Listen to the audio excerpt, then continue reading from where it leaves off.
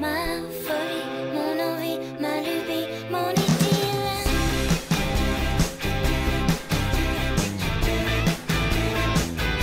Devient l'idylle,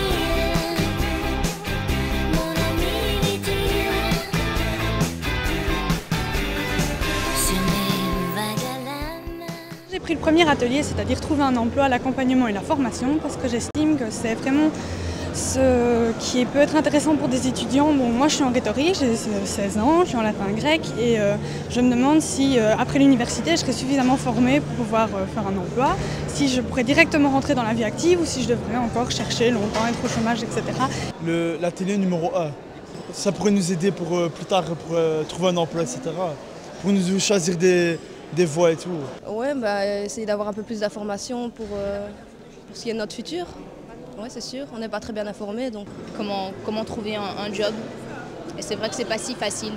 Oui, ça peut aider parce qu'il y a des personnes qui ne connaissent pas forcément toutes les bretelles du métier, donc les aides et tout ça qu'on a, qui ne connaissent pas forcément la différence entre le forum et l'ONEM. Donc c'est important parce que des fois on ne se rend pas compte des gens qu'il y a derrière nous pour nous aider.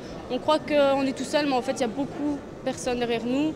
Et il suffit juste d'aller au forum, à l'ONEM ou quoi que ce soit, et ils sont forts derrière nous, quoi.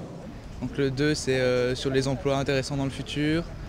Je pense que les emplois dans le futur, c'est quand même assez important parce que pour savoir ce qui sera vraiment utile dans les années futures. Les métiers qu'on cherche le plus, parce que je voudrais me renseigner sur les métiers où les employeurs recherchent le plus.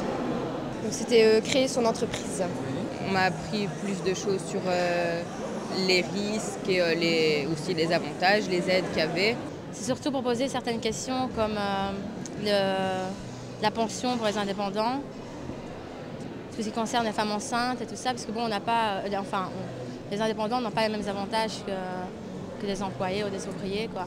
Alors à l'atelier développement durable et économie sociale, je pense que c'est l'avenir de miser sur le développement non pas seulement du capital économique en tant que seul point de mire, mais de viser aussi le développement et du capital social et le respect du capital environnemental disponible.